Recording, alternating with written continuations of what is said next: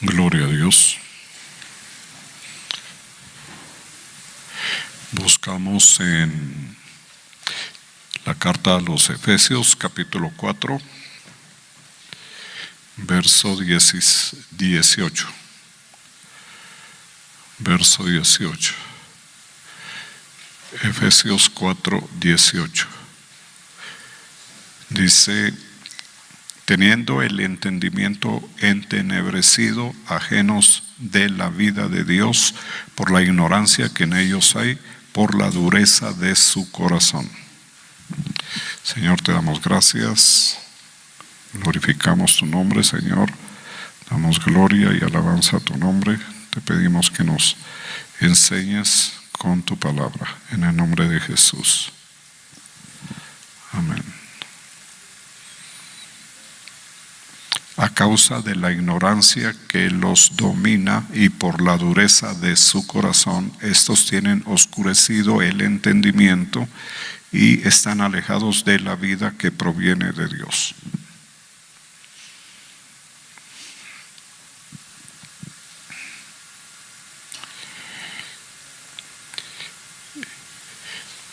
En esta otra versión dice: su entendimiento está oscurecido porque están separados de la vida que viene de Dios y porque son ignorantes debido a lo terco que es su corazón.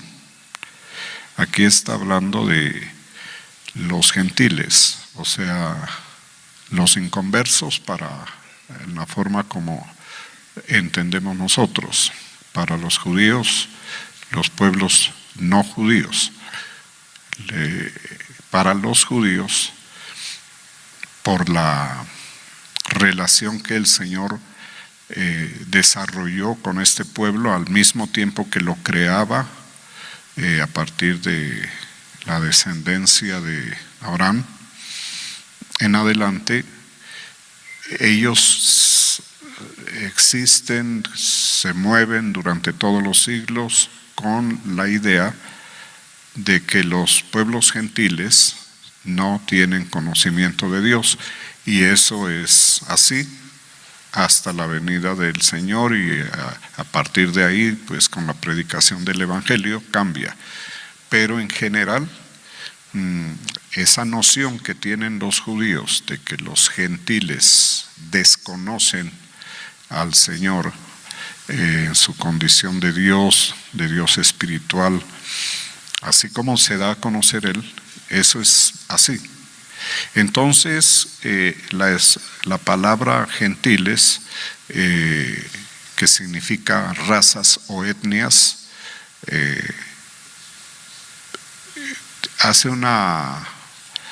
da a entender algo que es así, es decir, para los judíos es pueblos sin conocimiento de Dios.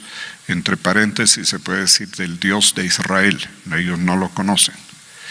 Y desde el punto de vista de la iglesia cristiana de todos los siglos, y como las cartas están con esa expresión, esa palabra, para nosotros son los inconversos, o los que no tienen conocimiento de Dios. Es lo mismo, llegamos a la misma posición.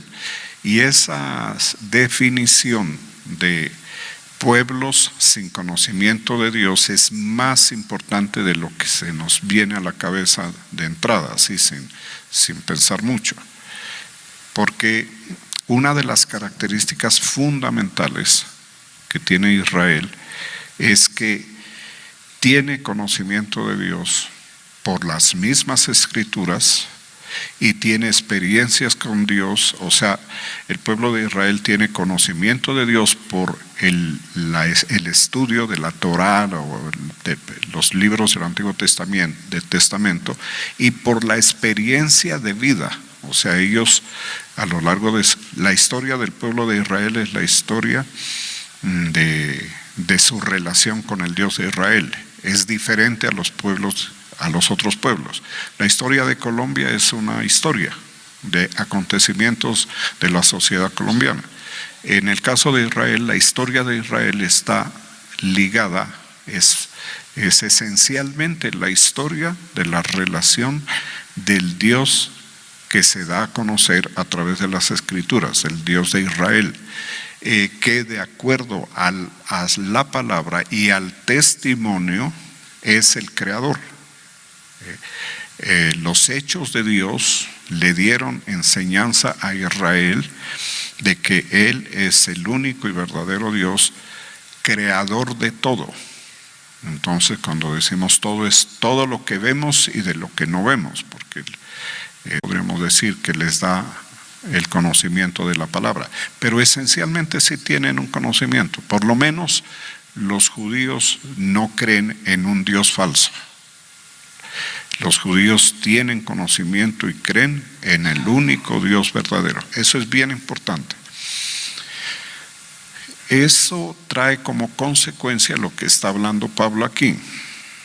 Porque Pablo, que era un judío, adoctrinado, un doctor prácticamente en la ley de los fariseos, él tenía un conocimiento profundo del Antiguo Testamento, de lo que nosotros llamamos Antiguo Testamento. Y él es un hombre que por la acción del Espíritu Santo en él tuvo lo que enseña posteriormente él a la iglesia, y tuvo lo que es la renovación del entendimiento, que en otras palabras es la conversión del alma, o sea, y de los pensamientos. Pablo se convierte, conoce las Escrituras, empieza a interactuar con el Espíritu Santo, empieza a recibir las direcciones, el Espíritu le habla y empieza a entender que no es suficiente y que es mucho más importante que los conceptos que da la ley al judío.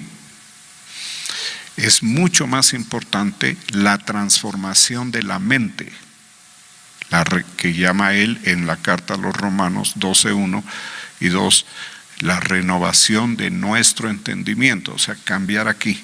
Si no se cambia aquí, no ha pasado nada. Así digamos que creamos. El testimonio verdadero de la conversión de una persona pasa por el hecho de la renovación del entendimiento, es decir, cambio de pensamiento. Para que haya cambio de pensamiento, por supuesto que tiene que haber lo que en la iglesia se llama arrepentimiento. Es que arrepentimiento es cambio, no es otra cosa. Metamorfosis, metanoia, el cambio. Si no hay cambio, no hay nada. Eso dicho en otras palabras, si no hay arrepentimiento, no hay nada, no hay experiencia. Puede ir todos los días a la iglesia o puede no hacerlo nunca, pero no ha pasado nada. Y queda en esta descripción que hace el apóstol Pablo aquí. En esta versión dice, en el verso 17 dice, lo que les voy a decir es una advertencia del Señor. Dejen ya de vivir como los que no son creyentes. Para vivir como los que no son creyentes hay que pensar, hay que sentir como los que no son creyentes, porque no solamente es pensamiento, es sentimiento, emociones, voluntad. O sea, Pablo aquí da una noción clara, es decir, tiene que darse la evidencia, no es obligación, es una advertencia para los que creen.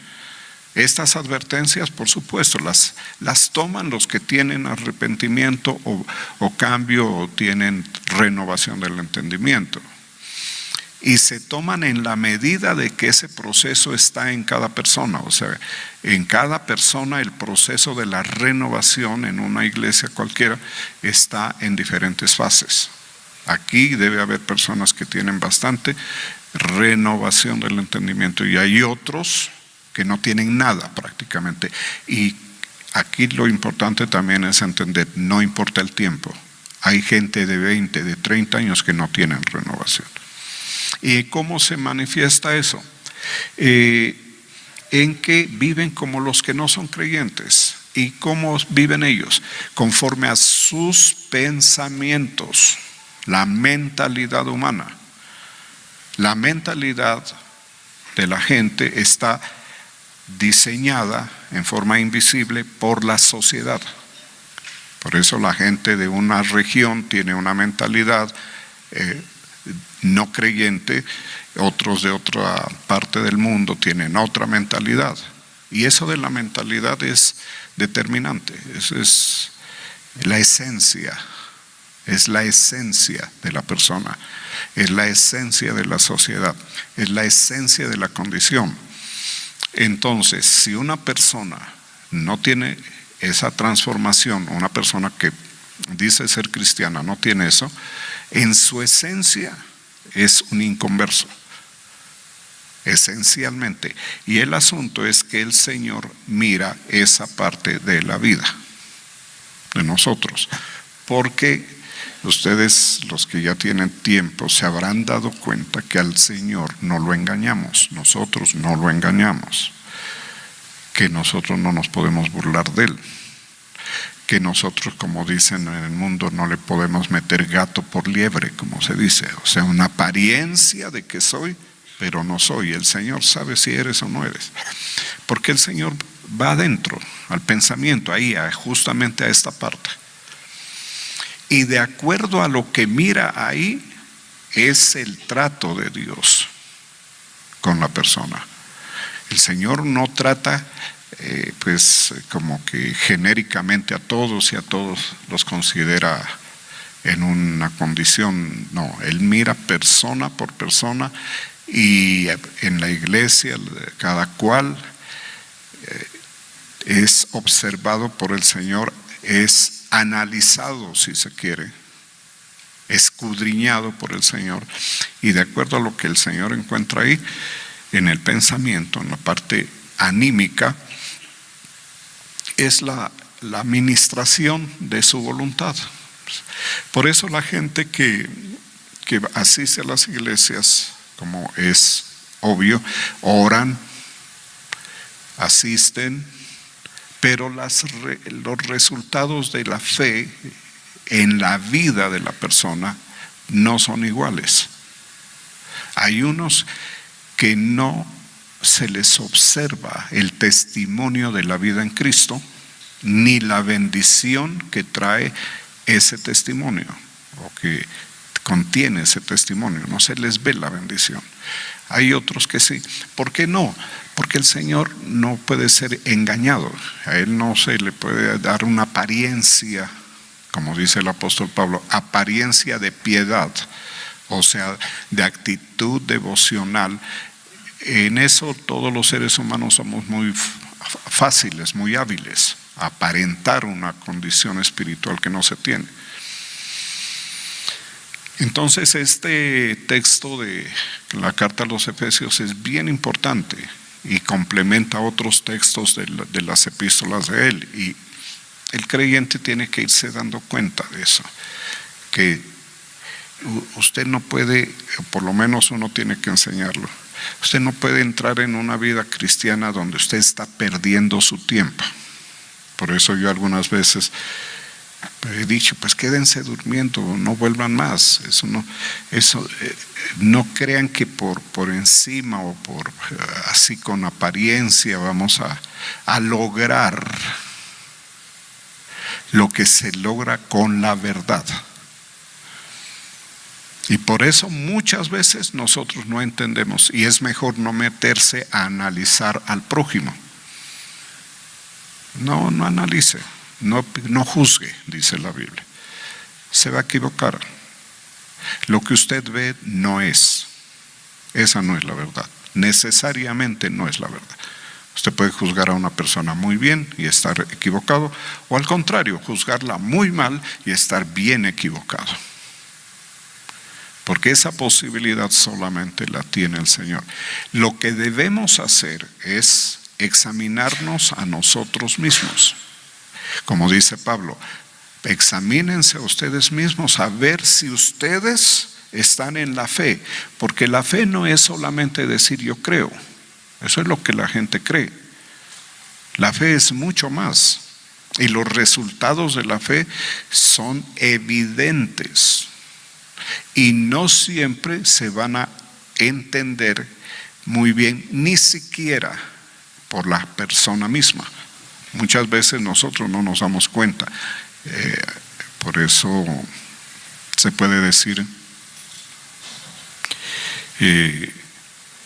cuáles son los hechos de mi fe.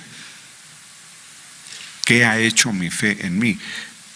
Mi fe, cómo ha trabajado en mi vida, cómo ha obrado en mi vida. Y ahí es donde se cae en el territorio de la verdad, porque si una persona no practica la fe verdadera, pues ¿qué se va a ver? Nada. ¿Qué se ve en la vida? Nada. Sigue igual, sigue con los mismos pensamientos. Y aquí dice algo que lo define, dice, sigue en la misma oscuridad.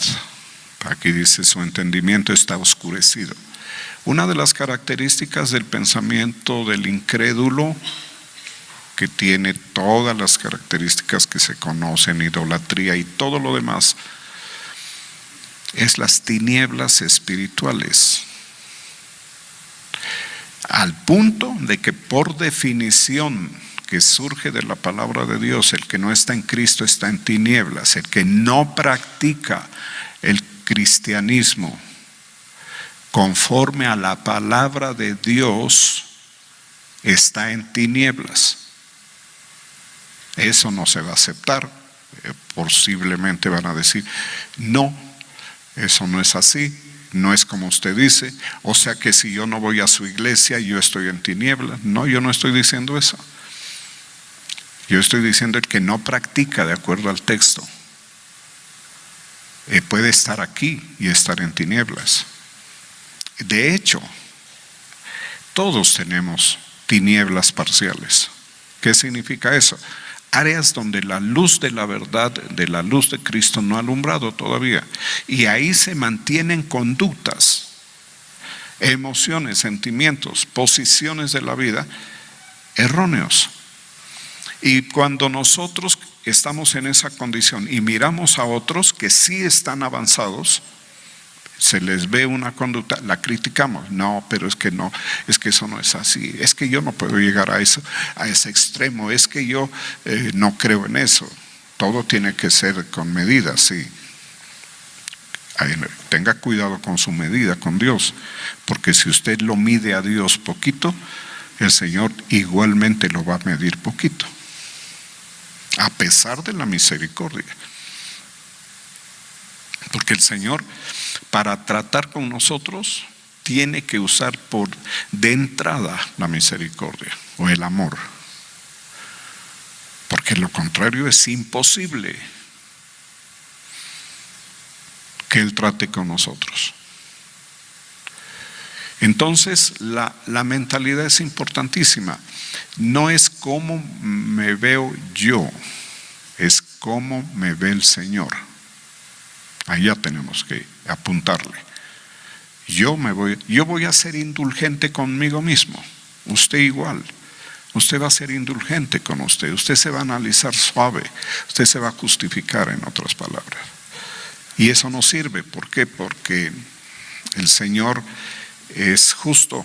Él no hace acepción de personas. Cuando entendemos eso, quiere decir, como Dios no hace acepción de personas, yo tengo que hacer lo que dice el Señor, porque si no, a mí tampoco me va a pasar. A mí tampoco me va a aceptar. Yo no tengo ninguna característica como ser humano que le mueva a Dios a darme un trato especial. Llámenme como me llame, sea quien sea. Ni a los judíos ni a los gentiles, a nadie. Cuando uno entiende eso, que Él no hace acepción, tengo dos caminos: o me alejo de Dios, me vuelvo indiferente y pago las consecuencias de eso, que son eternas, o sencillamente tengo que hacer todos los ajustes y cambios en la mentalidad.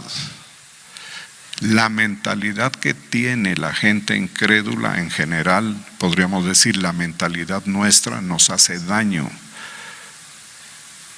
Nos hace un daño grandísimo. nos hace perder bendición temporal y eterna por estar ligados a un modo de pensar que no se corresponde con las Escrituras, que no nos permite hacer una práctica conforme a las Escrituras. Nosotros salimos a pérdida. Eso es lo que usted no se da cuenta muchas veces. Usted está perdiendo, puede estar orando, pero como está en una posición equivocada, toda su oración queda inútil. No responde, el Señor no responde. Los resultados no se dan, salvo los de la gran misericordia del Señor. Por eso dice en las Escrituras, dice en los Salmos, dice: por la misericordia del Señor no hemos sido consumidos, porque lo legal, digamos, lo que sí habrá debido suceder en la vida de nosotros, que seamos consumidos o destruidos por nuestros caminos que surgen. O sea, usted tiene conductas o yo tengo conductas que surgen de mi pensamiento. Usted no hace nada que no tenga en forma de pensamiento e intenciones dentro de sí. Por eso, el camino que usted espere hacia el futuro está aquí adentro.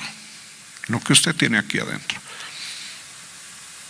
Si no hay cambio aquí, el camino que tiene delante es igual al que tiene detrás. Mírelo, mire, analice su historia personal, tal, y vea, y entonces va a entender, eso se va a repetir, se va a repetir, se va a repetir.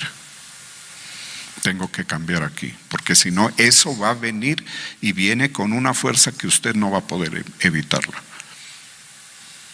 Por eso la exhortación que hace Pedro, por ejemplo, es: arrepentíos y convertíos. En otra forma es como decirle: deje de perder el tiempo, aterrice. Usted no va a engañar a nadie, menos a Dios. Usted no va a lograr nada que no sea conforme a la verdad que practica. Y la Biblia nos da clara dirección en el sentido de que nosotros debemos amarlo a Él en el primer lugar. ¿Y eso qué significa? Que nuestra entrega a Jesús debe ser total, no parcial. Una de las cosas que he entendido antes de venir aquí es eso. Usted es muy medidito con el Señor, ¿ah? Él no se engañe, Él también se la va a medir. Con la misma vara que mides serás medido. ¿Quién sale a pérdida? ¿El Señor o usted? Usted. Que no, yo tanto no, tanta consagración no. ¿Quién sale a pérdida? Usted. Usted se queda en el umbral y corre el riesgo, que eso es otro tema que no han entendido muchos, es que corre el riesgo de no atravesar la puerta, sino mantenerse ahí viendo la puerta pero no cruzándola.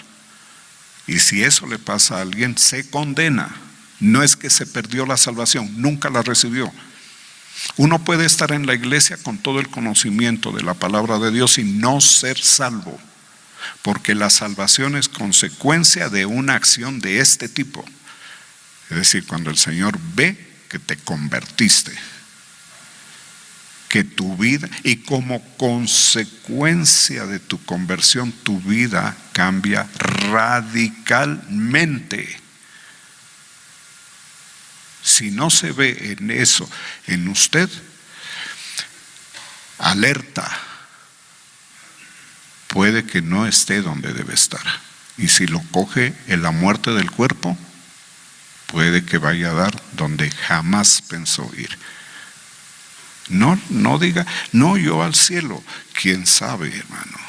Y no es porque la salvación se pierda, sino porque la gran mayoría de los que dan a pensar que se pierden la salvación es porque nunca la obtuvieron. Porque puede sonar fácil, dice: crea en el Señor Jesucristo y será salvo, y no solamente usted, sino toda su casa. Sí, sí, eso dice. Pero crea. Si usted cree en verdad, va a haber una conversión total, radical. Y como consecuencia de su conversión, si es padre de familia, por ejemplo, en su familia todos se van a convertir. Sin exigirle a nadie, sin molestar a nadie, van a ver los hechos de su fe y todos se van a meter. No es mágico. O sea, siempre vamos a tener indicadores como lucecitas en el tablero que nos van a decir vas bien o vas mal. Hay unas rojas y hay unas verdes. Tú ves que en tu familia se convierten todos y que todos van a la iglesia y que son gozosos y les gusta ir a la iglesia y no son medidos para ir a la iglesia. No, pero yo sí voy, pero una vez, sí, así, y no llego tan temprano o no me quedo hasta el final porque son indicadores de la verdad interior que hay en ti. Y algo muy grave de tu amor por el Señor. Porque la fe y más el amor hace que cuando usted viene aquí en este lugar que no es bonito, no es lujoso, no es atractivo a la vista, la fe y el amor que usted siente por Cristo hace que asocia esto al Señor. Es la casa de Dios, de mi Dios.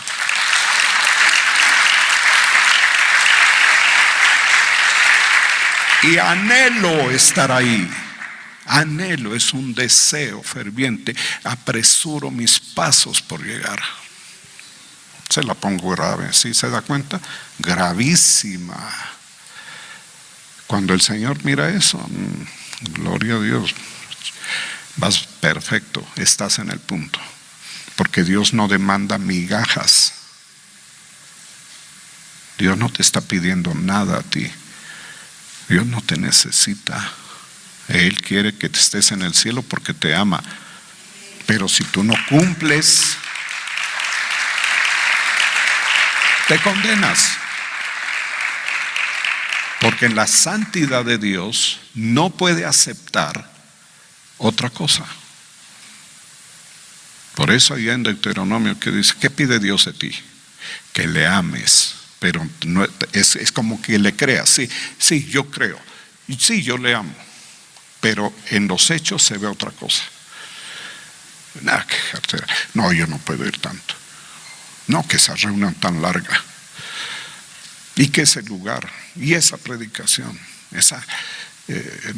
Que no hace ameno. Ese señor es ácido. Eso no hace ameno. Hay predicadores que te hacen reír. Sí. No estás viendo al Señor. No estás enganchando tu fe, tu amor con lo que representa al Señor en un momento dado. ¿Sí se da cuenta?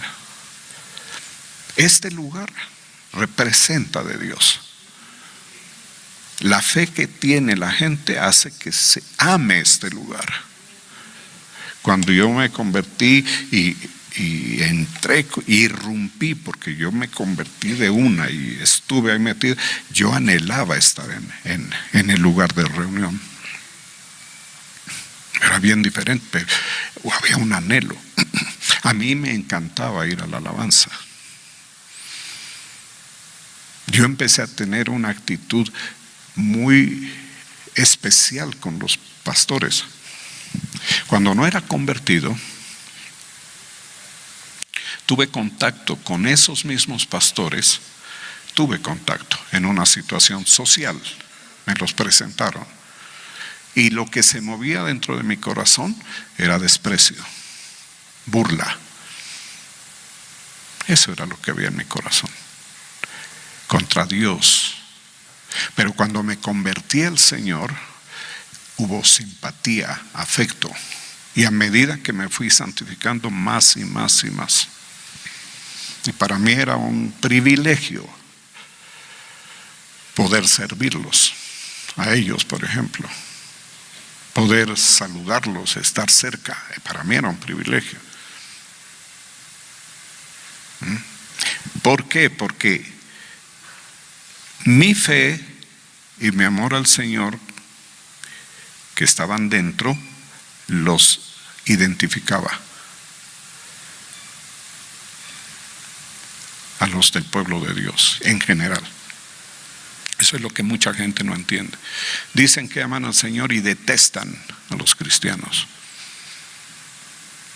Es que ya llegó ese que me cae mal, o esa que detesto. Así he oído yo, me lo han dicho. Aquí.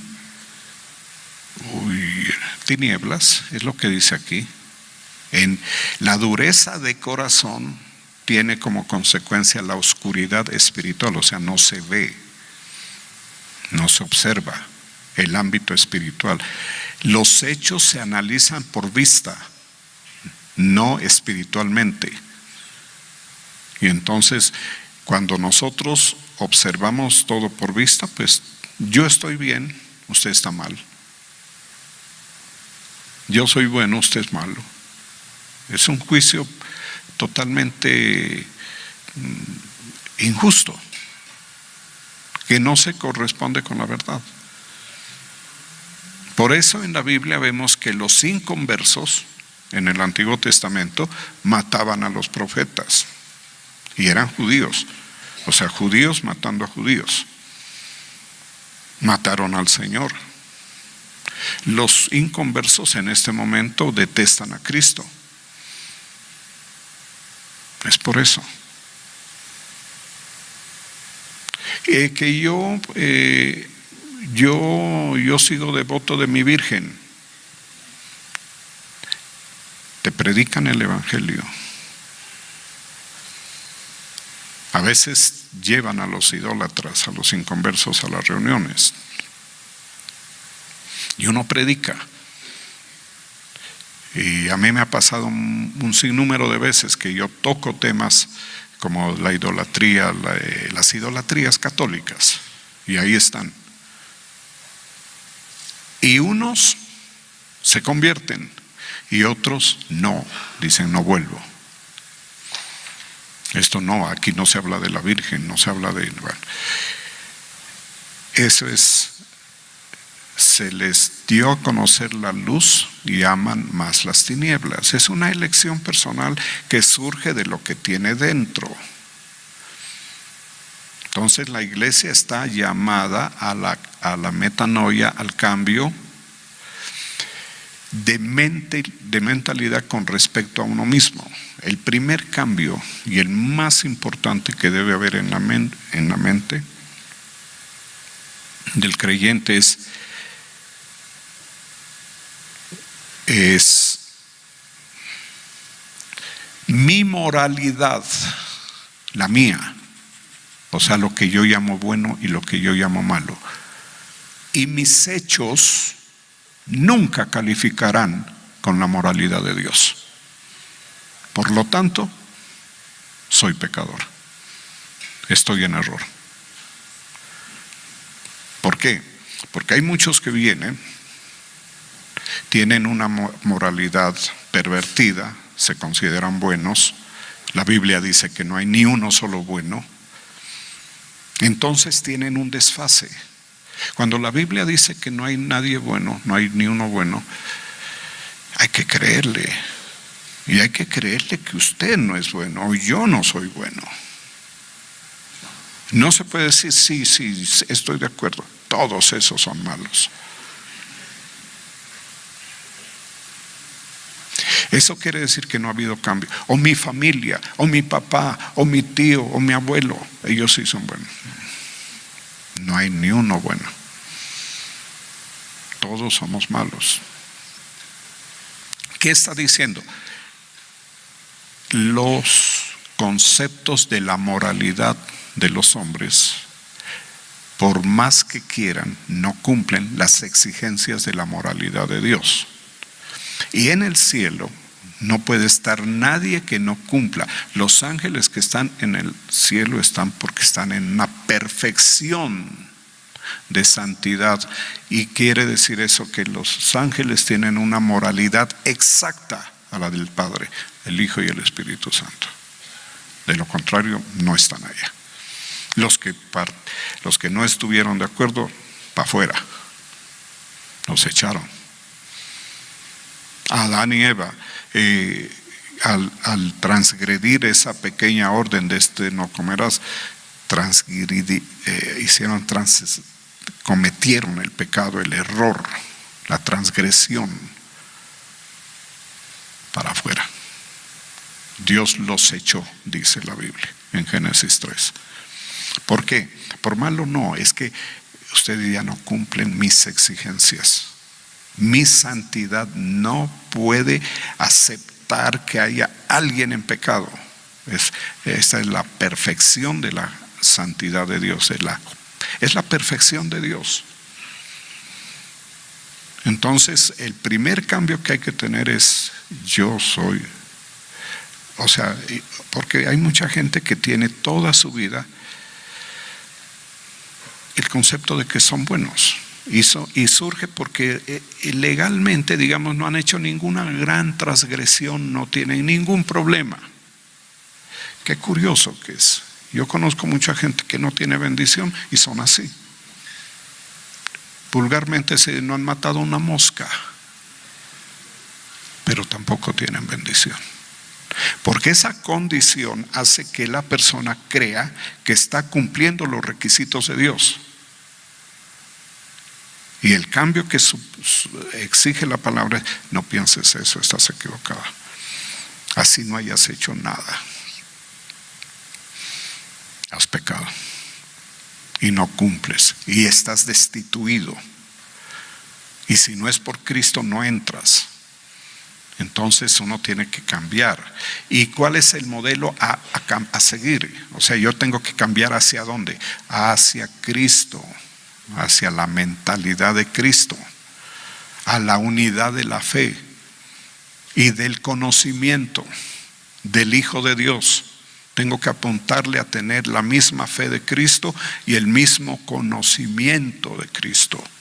Y puede decir, pero eso queda difícil. Sí, pero tenemos las Escrituras. Lea, estudie, escudriñe, aprenda. Vaya lento. Por más que lea, no se va a alcanzar esa meta. Esa meta se va. El plazo es el día de Jesucristo. Para algunos es el día del rapto. Ahí y seguirá.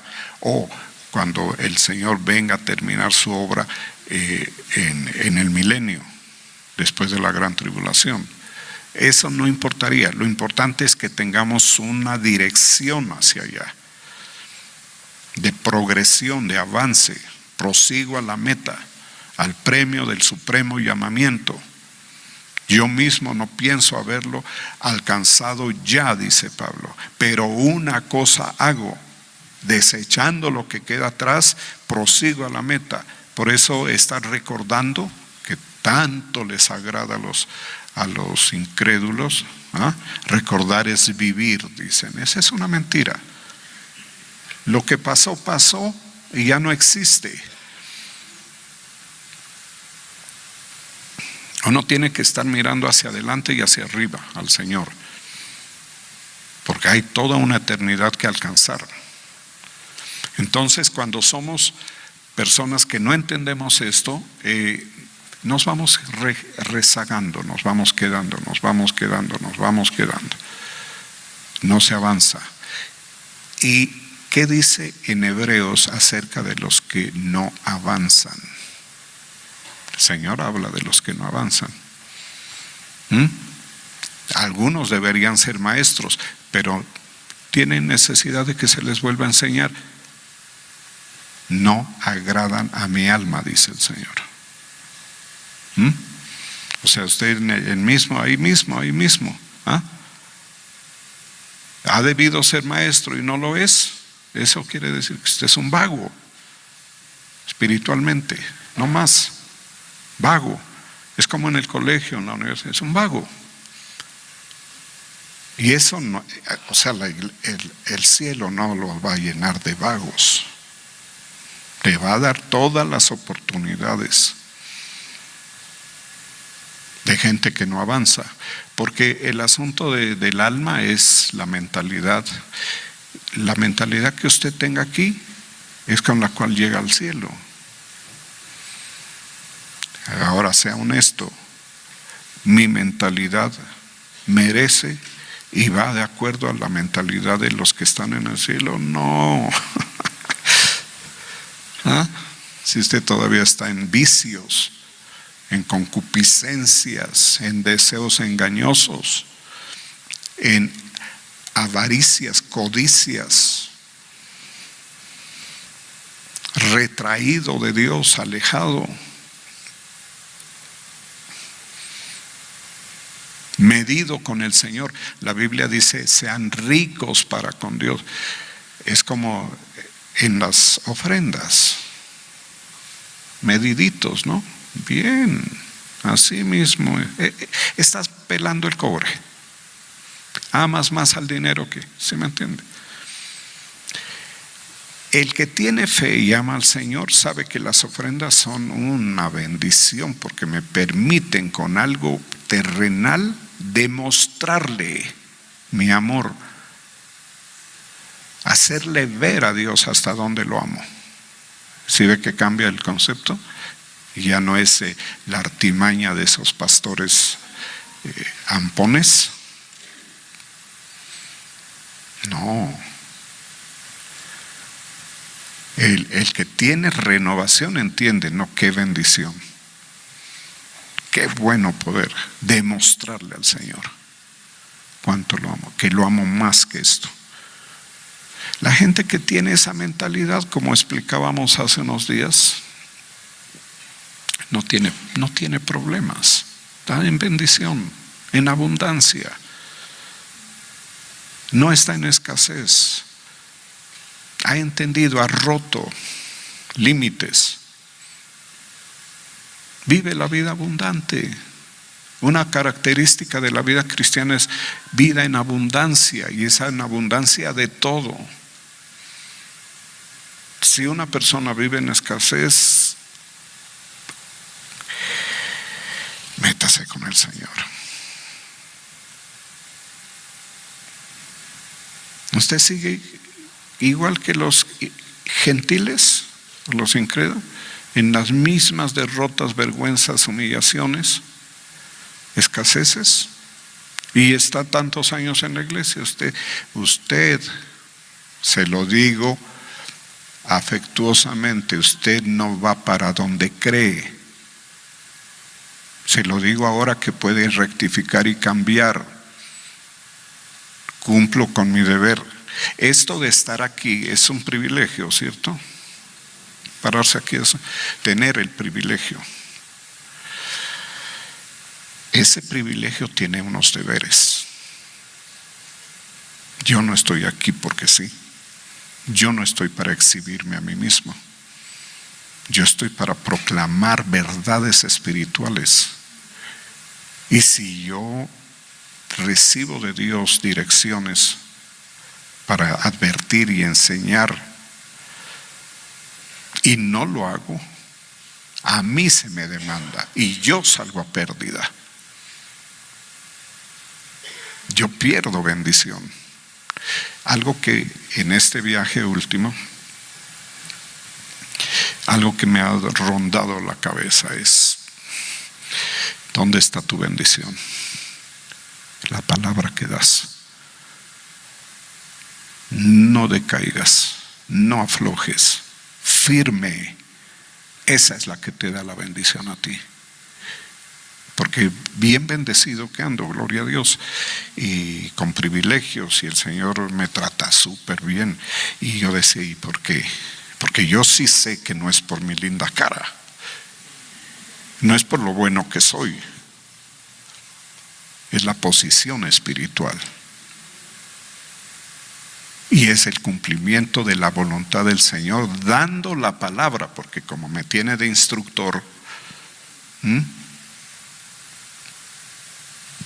Yo quisiera que muchos de ustedes, los que están aquí, los que no están, que están en la red de internet, los pastores, fueran más prosperados, más bendecidos. Pero a uno se le va en deseos. ¿Por qué? Porque como no las tinieblas, no hay cambio. Y a los pastores les insisto, mírela así, hermano. Si usted está predicando, Dios le da ese privilegio, avance usted primero. No pase la vergüenza de que tenga discípulos que avanzan más que usted. Porque en cierto aspecto se constituyen en guías del rebaño. Y usted no. Porque usted no es capaz de tramitar su propia bendición. Porque Dios no hace, a mí me bendice, pero no es porque Álvaro sí, a usted no. Es la posición, es lo que se le muestra al Señor. Entonces, la palabra tiene que ir clara a demostrarle a usted que usted no está en la posición deseable. Porque muchos piensan que están en su justicia. Eso le pasa a todo mundo en la sociedad con relación al Señor. Los fariseos, ¿qué pasaba con ellos? Clase social alta, ricos, instruidos, bien vestidos. La gente del pueblo, ¿cómo los veía? Arriba. ¿Qué hacía la gente del pueblo? Honrarlos porque no les atinaba más. ¿Qué puedo hacer con este señor? Yo pobre, con mala vestimenta, malnutrido, con escasez, y ver al señorón allá con sus lujos y todo, pues lo honraban.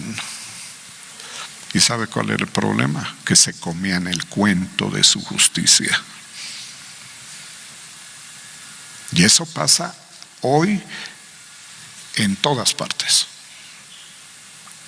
En todas las iglesias y ministerios pasa eso. Y entre más exitoso, peor, porque se va pensando que es mi justicia, mi calidad. No. La misericordia. Por esa misericordia no hemos sido consumidos.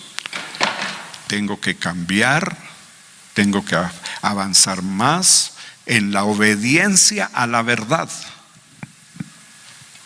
obedeciendo la verdad en amor, en el amor de Dios, para poder servir.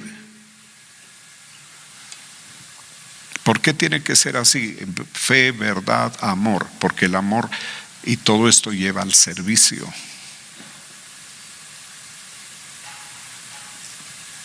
Entonces, el que va renovando su entendimiento, va entendiendo que lo que usted es su nivel no es bueno, así usted lo llame bueno.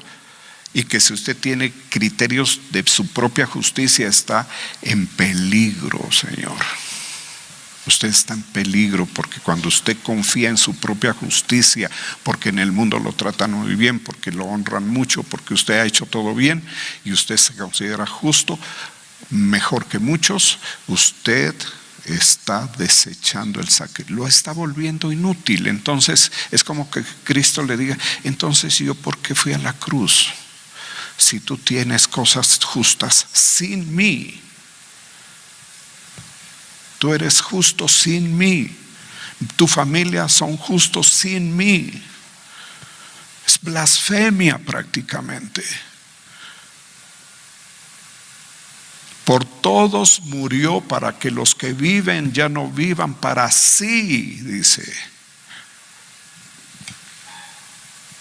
Esa es la conversión. Ya no vivir para mí. Entonces no es, volvemos al punto, ¿y la salvación se pierde? No. Si la has ganado, generalmente no. Muy difícil. Y si un buen día me veo en el infierno es porque nunca te convertiste. nunca se dieron los pasos correctos. Porque nunca creíste y nunca amaste al Señor. Seguiste.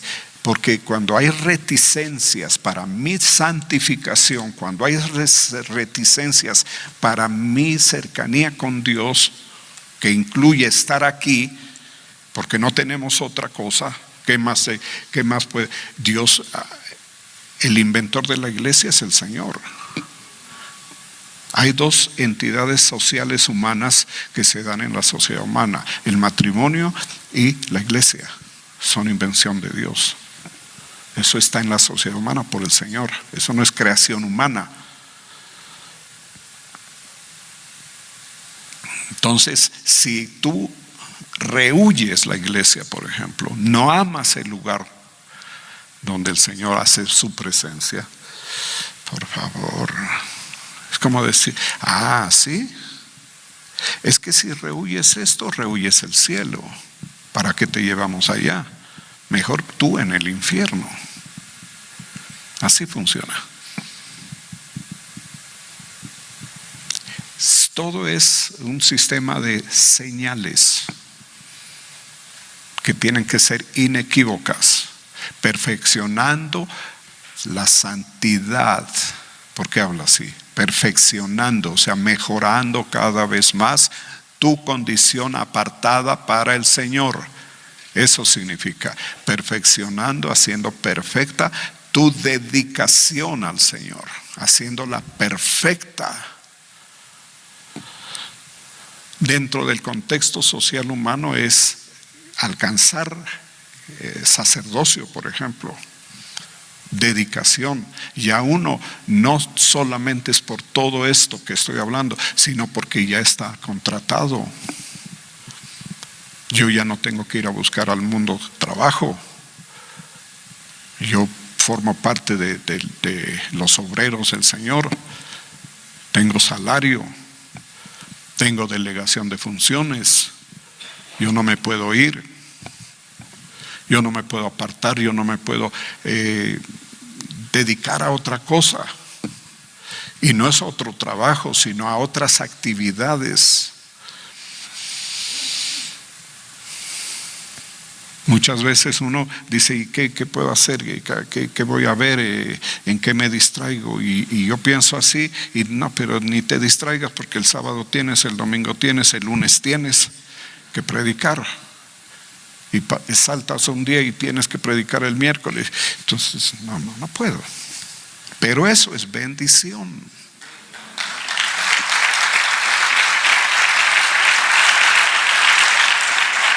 Porque cuando no es así, usted tranquilo. No, ahora sale y ya no vuelvo. Cuando vuelves de aquí, no sé. Hay que ver, hay que sacarle tiempito. Grave. No piense que es de otra forma. Ahora, si lo quiere creer que es de otra forma, es asunto suyo. Son sus tinieblas y yo no puedo hacer nada. Pero lo que yo podía hacer, ya lo hice. Y le aseguro que soy bendecido por esto. Vamos a darle gracias.